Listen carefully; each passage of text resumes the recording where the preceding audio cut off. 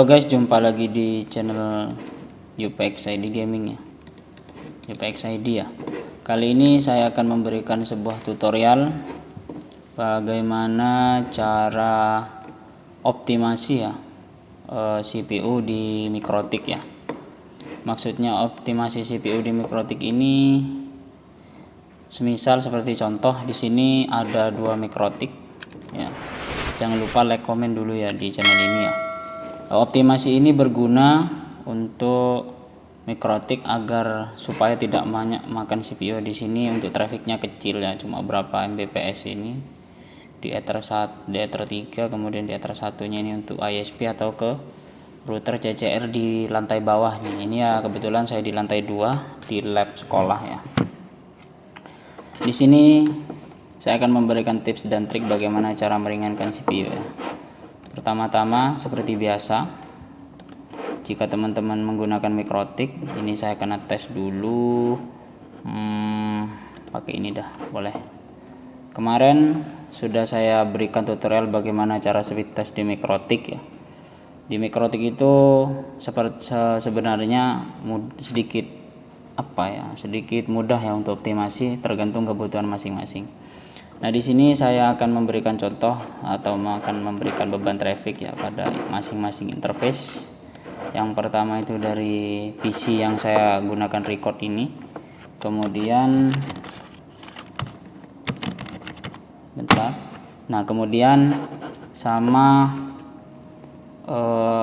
kita lihat naik tidaknya di CPU ya. Ini saya akan menggunakan speed test untuk non lokal dulu. Kebetulan saya pakai Okla atau speedtest.net. Ini akan tes kecepatan internet di sekolah saya ya. Ini saya bagi dulu, ini dia. Nah, ini kita lihat untuk 100 Mbps nya memakan CPU di 39% ya, untuk non lokal atau internet ya, dari komputer saya ke server speed test ya. Nah, ini dia untuk traffic uploadnya tidak terlalu bagus ya, karena IndiHome itu 1:8 ya. Dapat 40 ya 50 Mbps ya, masih 1:2 lah, tapi ya tidak sampai aslinya. Nah, kemudian ini juga saya akan tes untuk speed test di jaringan lokal. Untuk tutorialnya juga saya sudah buat ya di channel ini. Ini dia untuk traffic lokal antara PC ini dengan server di bawah ya, memakan bukan hampir sih 100% CPU ya, untuk bebannya ya di sekitar 500 Mbps ya. Adan ya dulu sebentar.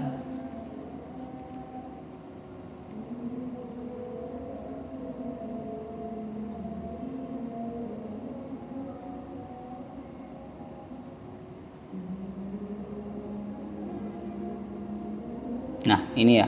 Jadi untuk traffic lokal kebetulan di sekitar 500 Mbps-an itu 100%-nya.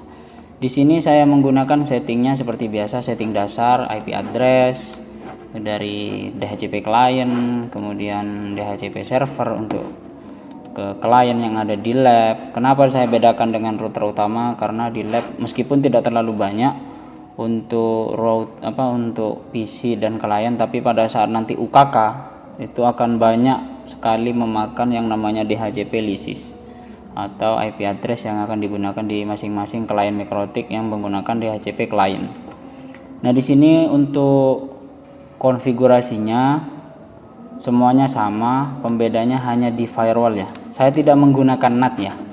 Jadi NAT-nya ini tidak menggunakan yang masquerade, tapi menggunakan di IP root. Nah, di sini ada namanya static routing ya. Saya pakai static routing. Apa bedanya? Ini dia. Tadi untuk penggunaan di lokal 500 Mbps, kemudian ke server speed test itu full 100 Mbps di sekitar kurang lebih 20-30% CPU. Nah, sekarang saya nonaktifkan untuk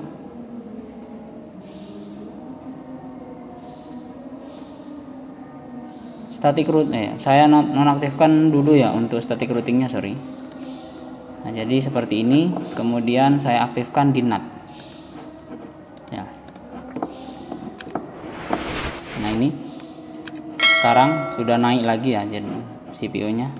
Nah, sekarang akan saya tes untuk trafficnya ya, tidak menggunakan static root. Nah, ini dia, saya reload dulu. Nah, ini untuk reload speed. Nah, kita akan mulai lagi speed test biar dapat hasil yang maksimal. Nah, ini dia. Tadi untuk hasil speed testnya itu ada di sekitar 30% ya untuk traffic non lokal ya, dari komputer ke server speed test seperti itu.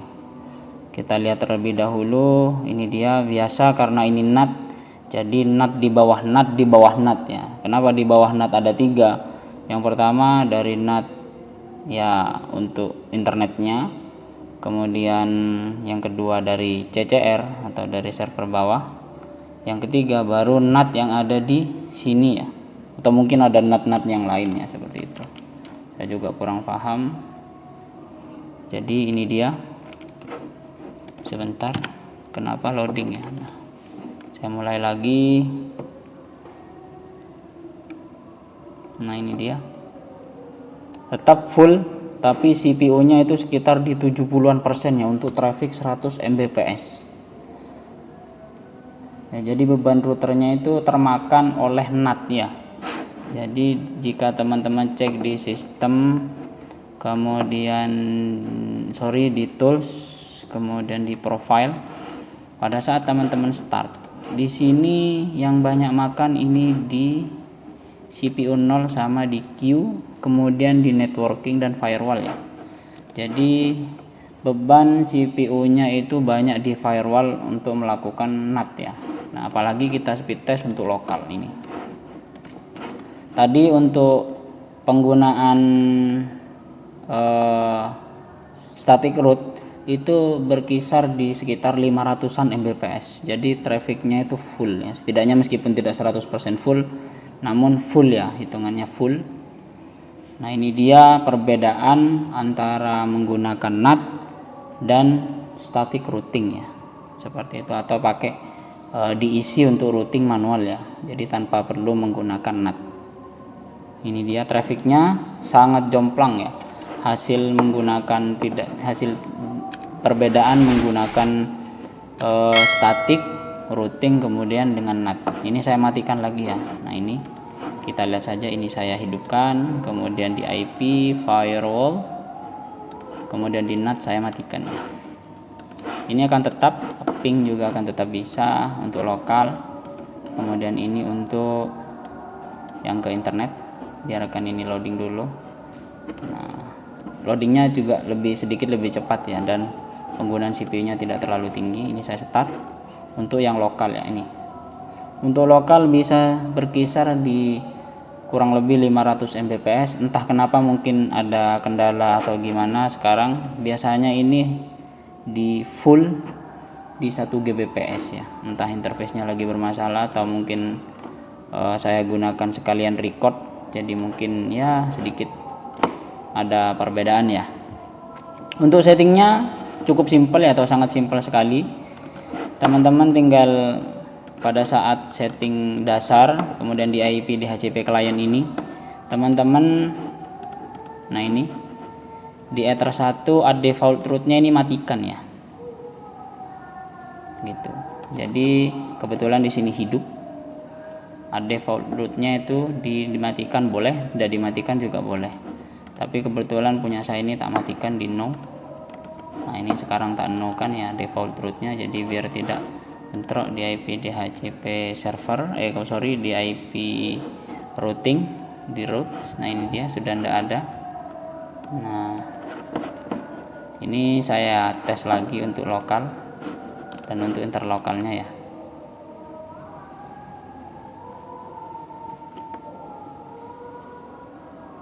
Ya, kalau default root ini boleh ya, jangan dimatikan ya, tidak apa-apa. Tapi di firewall NAT ini dimatikan, terbalik saya, sorry, maaf ya. maaf, jadi di NAT-nya ini saja yang dimatikan. Jadi teman-teman tidak perlu konfigurasi firewall NAT, teman-teman tinggal konfigurasi di IP root. Sorry. Nah ini dia. Jadi teman-teman tinggal nambah ini saja, atau tinggal nambah sama seperti ini konfigurasinya, tinggal isi 0000 kemudian gateway-nya ya, seperti itu.